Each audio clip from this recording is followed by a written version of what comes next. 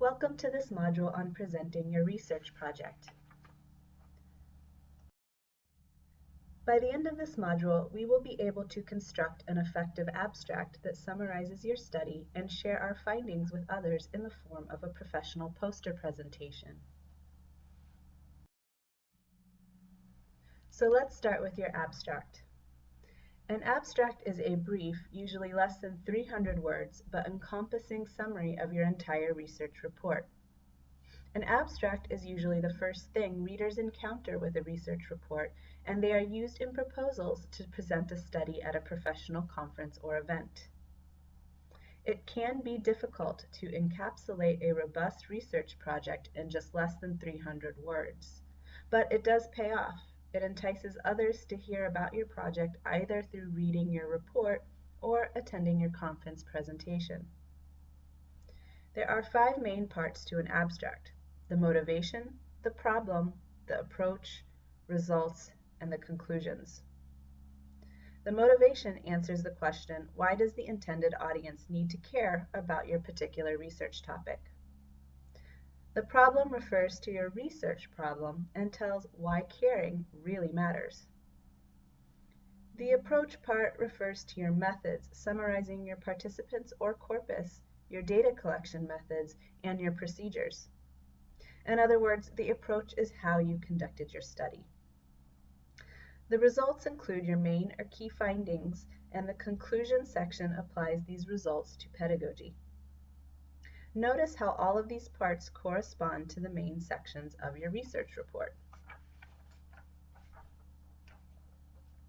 To see how these parts work together, let's look at an example from Marlies Horst's 2005 study on vocabulary learning through extensive reading.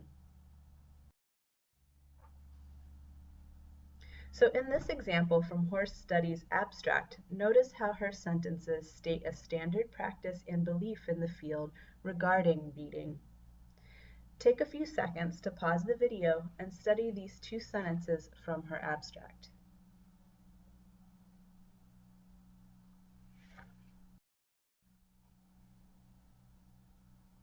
Next, Horst explains why studying her research problem is needed, that previous studies have neglected to investigate vocabulary growth despite telling us that language gains have occurred. Take a few seconds to pause the video and study these 2 clauses from her abstract.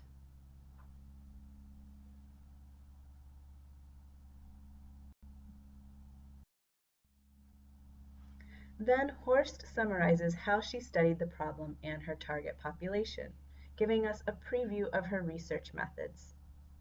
Take a few seconds to pause the video and study her approach from her abstract.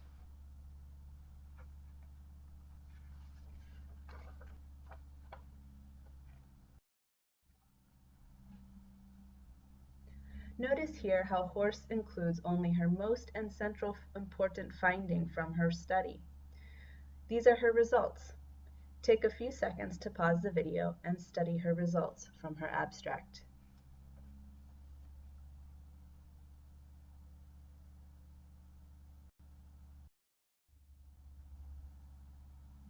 Finally, Horst concludes that the article will discuss how to use her corpus-based approach within a classroom.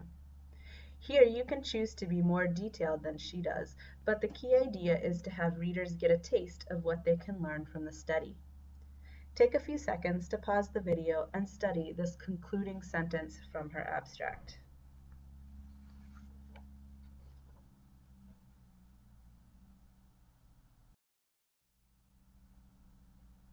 So now that we have an abstract written, let's go into the do's and don'ts of presenting research posters.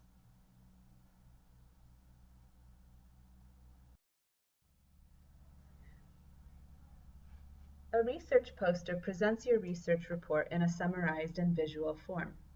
In essence, it is a slightly expanded version of your abstract. Here, researchers stand next to their poster and give brief explanations of their study and answer questions from visitors who stop by to learn more about the study. Research poster sessions are usually part of a larger conference such as TESOL International's annual convention. A key thing to remember for a poster presentation is to make sure to connect to your audience. For a teacher audience, you would want to play up the pedagogical applications of the data. Provide examples and suggestions for how your findings would apply to teaching. For a student audience, here you would focus on how the students themselves can improve their own learning, and as well provide examples and suggestions of how to improve language study. So we will share our work with each other in the form of a research poster and do a gallery walk to replicate what you would do in a real conference setting. Here are some tips for creating a poster for your conference-style research poster presentation. First, you may choose to present one large poster. However, an easy adaptation is to use PowerPoint slides to create your poster. Use the full slide setting to print the sections of your poster and then glue or tape or tack these sections together. It is cheaper and it is easier to transport your poster this way. Secondly, be sure to limit the amount of text on your poster. A poster presentation still is grounded in the verbal interactions that you have with your poster visitors. As such, only put key bullets of text on the poster and plan to elaborate through conversation or by providing a handout with more info. It is also a good idea to include your tables, figures, any quotes or examples from corpora, or any other images that you feel contribute to the visual appeal of your project. It should be noted that no pictures of your actual participants should be included in order to maintain research ethics. So because poster sessions are relatively informal, be prepared for visitors to have variable levels of interaction at your poster. For example, you might start an explanation of your research to one visitor and then another person pops up. It is polite to greet the new arrival at an appropriate pause and give them a very quick summary to catch them up to the discussion.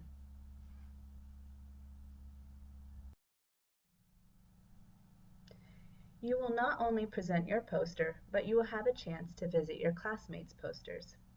As such, let's talk about the types of questions to ask your peers about their studies. I always like to initiate a conversation at a poster by asking the researcher to tell me about their study. Supportive questions like these after the researcher explains their study includes complimenting them on a particular point and asking them to provide more details or examples of that point.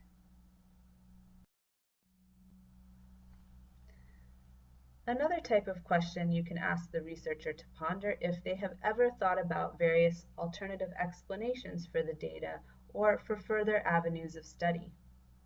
But one note of caution with this type of question: don't ask why they didn't include these ideas in their original study.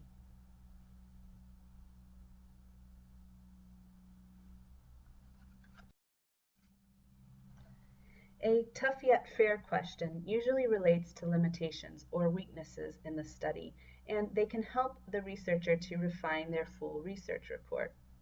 You could ask the researcher to provide more details on how they might fix an existing or potential limitation and constructively help them to troubleshoot their study's limitations or oversights.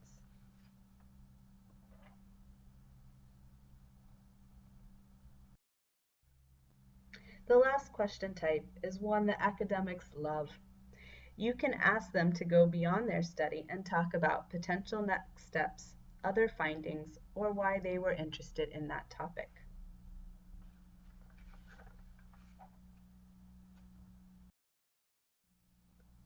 So now you are ready to share your findings. Finish up the drafts of your research reports and begin designing your poster.